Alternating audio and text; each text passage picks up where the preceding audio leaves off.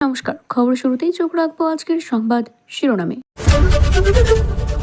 চাকরিহারা শিক্ষকদের পাশে কচিকাঁচারা মাস্টার মশাই দিদিমণির জন্য পথে দাঁড়ালো এবার পড়ুয়ার দল।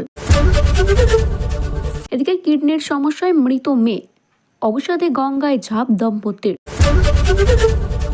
চা বাগানে মানুষের জন্য কাজ করতে চান, জলপাইগুড়ি ফিরে জানালেন জন বার্লা। পুলিশ আরও সংবেদনশীল হতে পারত, শিক্ষকদের ওপরে লাঠিচার্জ নিয়ে মন্তব্য বিমানের। জেলার সভাপতি পদে নেই অনুব্রত, 1.5 মাস পরে বীরভূমের তৃণমূলের কোর কমিটির বৈঠক। ভিডিওটি ভালো লেগে থাকলে এইরকম আরও নতুন খবরের তথ্য জানতে চ্যানেলটিকে সাবস্ক্রাইব করুন এবং বেল আইকনটি ক্লিক করুন। ধন্যবাদ। বিস্তারিত জানতে চোখ রাখবো আজকের প্রথম খবরের দিকে। চাকরিহারা যোগ্য শিক্ষকদের পাশে দাঁড়ালো স্কুল পড়ুয়ারা। খোলা আকাশের নিচে শিক্ষকদের থেকে নীতি শিক্ষার পাঠ নিল তারা। শনিবার করুণাময়ী থেকে বিকাশ ভবন পর্যন্ত শিক্ষকদের সমর্থনে মিছিল করে পড়ুয়ারা। তারপরে বিকাশ ভবনের সামনে বিক্ষোভ মঞ্চ থেকে নীতি শিক্ষার পাঠ গ্রহণ করে। এই দিন থেকে আনুষ্ঠানিকভাবে বিকাশ ভবনের সামনে অবস্থার বিক্ষোভ মঞ্চে শুরু হয়েছে উদয়ন পণ্ডিতের পাঠশালা। শিক্ষিকা ডলি হালদার, শিক্ষক শামসুর হক রাস্তায় পাঠশালায় পড়াতেন। দেশের লাঠি, একের বোঝা এবং মিথ্যাবাদী রাখাল এবং বাঘের গল্প নামের 2টি গল্প শোনালেন পড়ুয়াদের। এই গল্পের মাধ্যম দিয়ে ছাত্রছাত্রীদের নীতি শিক্ষা দেওয়া হয়েছে। বিক্ষোভ ভারত শিক্ষক শিক্ষিকাদের দাবি, চাকরি হারানোর খবর সংবাদ মাধ্যমে দেখেছে পড়ুয়ারা। তাদের বাবা মায়ের কাছে পড়ুয়ারা প্রিয় মাস্টারমশাই দিদিমণিরা কেন স্কুলে আসছেন না সেই কারণ জানতে চেয়েছেন। অভিভাবকরা তার যথাযথ উত্তর দিয়েছেন। পাশাপাশি সন্তানদের প্রিয় শিক্ষক শিক্ষিকাদের লড়াইয়ের অংশ নিতে তাদের নিয়েই বিকাশ ভবনের সামনে হাজির হয়েছেন। কারণ এই লড়াই শুধু শিক্ষক শিক্ষিকার একার নয়, পড়ুয়াদের এবং অভিভাবকদেরও। কিডনির সমন্বয়ে প্রাণ গিয়েছে মেয়ের, অবসাদের লঞ্চ থেকে গঙ্গায় ঝাঁপ দিল দম্পতি। তবে লঞ্চের কর্মীদের তৎপরায়ণে প্রাণ বেঁচে গেল দুজনের। হাওড়া থেকে লঞ্চ আসছিল অহিরিটোলার দিকে, আর লঞ্চ মাঝ গঙ্গায় পৌঁছতেই হঠাৎ করে এক দম্পতি ঝাঁপ দিল জলে। চোখের সামনেই এমন দৃশ্য দেখে স্তম্ভিত হয়ে যান লঞ্চে থাকা অন্যান্য যাত্রীরা। তৎক্ষণাৎ দম্পতিকে প্রাণে বাঁচাতে গিয়ে আসেন লঞ্চের কর্মীরা। দ্রুতই তারা ঝাঁপিয়ে পড়েন জলের মধ্যে। সেফটি টায়ারের সাহায্যে উদ্ধার করেন দুইজনকেই জল থেকে তোলা হয়। উদ্ধারের পরে তাদের প্রাথমিক চিকিৎসার ব্যবস্থা করে দেওয়া হয়। ঘটনাটি ঘটে শনিবার সকালে। সূত্রে খবর, লিলুয়া ভট্টনগর গ্রামের বাসিন্দা ওই দম্পতি একমাত্র কন্যার মৃত্যু হয়েছে সম্প্রতি সময়ে। মাত্র 11 বছর বয়সে কিডনির জটিল সমস্যায় মৃত্যু হয়েছে তার। এই শোকেই মানসিক অবসাদে ভুগছিলেন স্বামী স্ত্রী দুজনেই। প্রাথমিকভাবে অনুমান সেই কারণেই আত্মহত্যার চেষ্টা করছিলেন তারা। তবে এই নেপথ্যে অন্য কোনো কারণ আছে কিনা সেটিও খতিয়ে দেখা হচ্ছে। জানা গিয়েছে, স্বামী স্ত্রী সলকালিয়ার বাদারঘাট থেকে ভূতল পরিবহনের লঞ্চে উঠেছিলেন। টিকিট ছিল আহিরিটোল পর্যন্ত। মাঝ নদীতে পৌঁছে আচমকায় ঝাঁপ দেন তারা গঙ্গায়।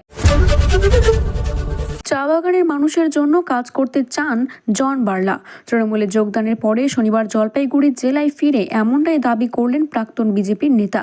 জলপাইগুড়ি জেলায় লক্ষ্মীপাড়া চা বাগান বাসিন্দার জন বার্লাকে স্বাগত জানান তৃণমূলের রাজ্যসভার সাংসদ প্রকাশ চিক বাড়াই। তবে জলপাইগুড়ি জেলা তৃণমূলের কোনো নেতাকে এই দিন দেখা যায়নি। এই দিন মালবাজারে জন বার্লাকে স্বাগত জানালেন প্রকাশ চিক বড়াই। তারপরেই তাকে বারানহাট তৃণমূল কংগ্রেসের পার্টি অফিসে নিয়ে আসা হয়। জলপাইগুড়িতে ফিরে জন বার্লা বলেন, দিদি যেভাবে চা বাগানের জন্য কাজ করেছিলেন, ঠিক সেই কাজকে আরও ত্বরান্বিত করতে চাই। দিদি উন্নয়নের সঙ্গী হতে চাই আমরা সকলে এবং একসঙ্গে কাজ করতে চাই। বিজেপিতে থেকে আমি কোনো কাজ করতে পারিনি। এবার তৃণমূল কংগ্রেসে আসার পরে দিদির সঙ্গে কথা বলে উত্তরবঙ্গের উন্নয়নের কাজ করব, চা বাগানে মানুষের জন্য কাজ করব। জন বার্লা তৃণমূলের যোগদান জেলার শীর্ষ নেতা নেতৃত্ব কতটা মেনে নিতে পেরেছে তা সময় বলে দেবে। তবে রাজ্যসভার সাংসদ প্রকাশ চিক বড়াই বলেন, প্রাক্তন কেন্দ্রীয় মন্ত্রী জন বার্লা আমাদের দলে যোগ দিয়েছেন। তার তৃণমূল কংগ্রেসে আসার পরে আশা করি আমাদের চা বলয়ের মাটি আরও শক্ত হবে। আমরা আজ জন বার্লাকে স্বাগতম জানাবো মালবাজারে এসেছি বলে। আলিপুরদুয়ার থেকে আমি এসেছি মালবাজারে। এরপরে জেলায় গেরুয়া শিবির আরও ভাঙনের বার্তা দিলেন তৃণমূলের সাংসদ। তিনি বলেন, বিজেপিতে অনেক ভাঙন ধরবে। আমরা লোকসভায় হেরেছি, কিন্তু মালদা কিন্তু মাদারহাটি বীরপাড়ায় উপনির্বাচনে আমরা জয়ী হয়েছি। 2026 সালে আলিপুরদুয়ারে সব কটি আসনে জয়ী হব বলে আমরা আশাবাদী।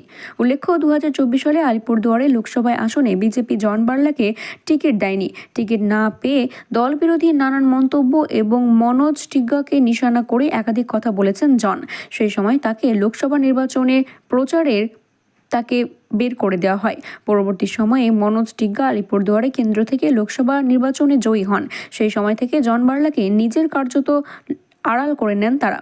এপ্রিল মাসে আলিপুরদুয়ারে মুখ্যমন্ত্রী মমতা বন্দ্যোপাধ্যায়ের সরকারি সভায় আমন্ত্রণ জানানো হয় জন বার্লাকে।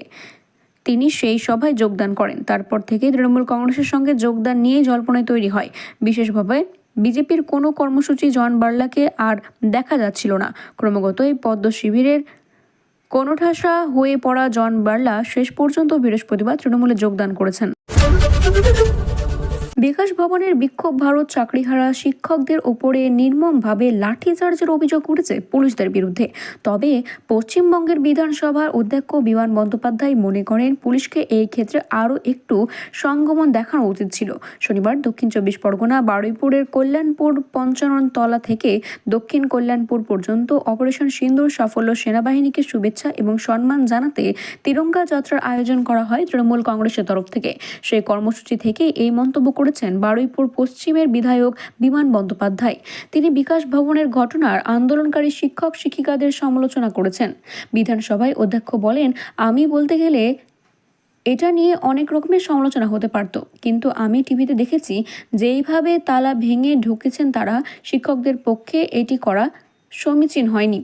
বিকাশ ভবনে তালা ভেঙে ভিতরে ঢুকে যাওয়া এটি আমি সমর্থন করতে পারি না। এরপরেই তিনি ওই দিন পুলিশের ভূমিকা সমালোচনা করেন। বিমান বন্দ্যোপাধ্যায় বলেন, ওই দিন পুলিশের আরও একটু সংবেদনশীল হওয়া উচিত ছিল। যদিও এই ঘটনা নিয়ে আগেই সাংবাদিকদের বৈঠক করে রাজ্যের পুলিশ, তবে তারা জানিয়েছে যে পুলিশ অনেকক্ষণ ধৈর্য ধরেছিল, আন্দোলনকারীদের সরে যেতে বলে। বিকাশ ভবনে আটকে থাকা কর্মীদের বের হওয়ার রাস্তা দিতে বলা হয়, কিন্তু আন্দোলনকারীরা কোনো কথা না শুনে তারা আন্দোলন করে যায়। পুলিশ বল প্রয়োগ করতে বাধ্য হয় সেই সময়। এইদিকে এই দিন বিমান বন্দ্যোপাধ্যায় এই ইস্যুতে আরও জানিয়েছেন যে মুখ্যমন্ত্রী মমতা বন্দ্যোপাধ্যায় শিক্ষকদের কথা ভেবে ভাতা ঘোষণা করেছেন, কিন্তু বিক্ষোভকারীদের বুঝতে দেওয়া হবে না রাজ্যের অবস্থা। ইতিমধ্যে আন্দোলনকারী শিক্ষকদের পাশে গিয়ে দাঁড়িয়েছেন বিরোধী দলনেতা শুভেন্দু অধিকারী এবং সিপিএম নেতা শতরূপ ঘোষ। এই প্রসঙ্গে বিমান বন্দ্যোপাধ্যায় জানান, মুখ্যমন্ত্রী শিক্ষকদের পাশে রয়েছেন।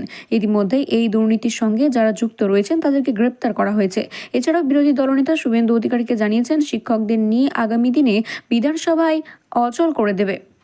তবে এই নিয়ে কোনো প্রতিক্রিয়া দিতে চাননি বিমান বন্দ্যোপাধ্যায়। তার বক্তব্য, এই বিষয়টি আগামী দিনেই দেখা যাবে।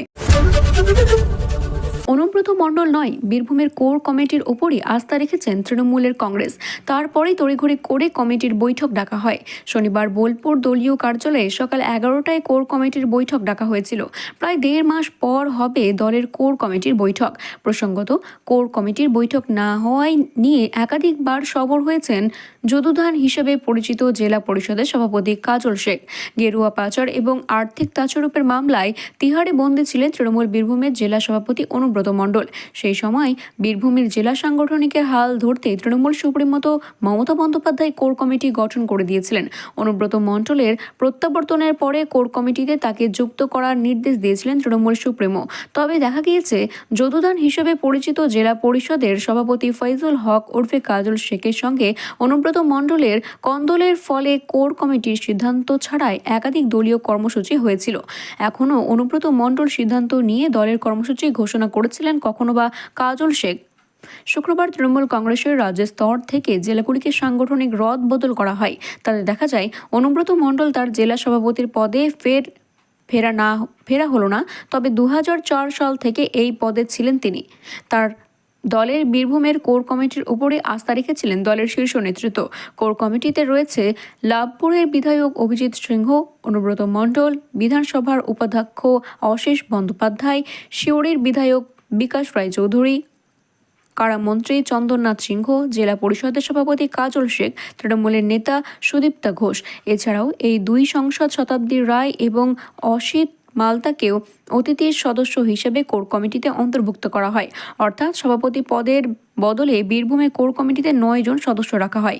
কোর কমিটির উপরে আস্থা রাখার পরে রবিবার কোর কমিটির বৈঠকে ডাকল বীরভূম জেলা তৃণমূল কংগ্রেসের চেয়ারম্যান অশীষ বন্দ্যোপাধ্যায়। বোলপুরে দলীয় কার্যালয়ে সকাল 11টায় হবে এই কোর কমিটির বৈঠক।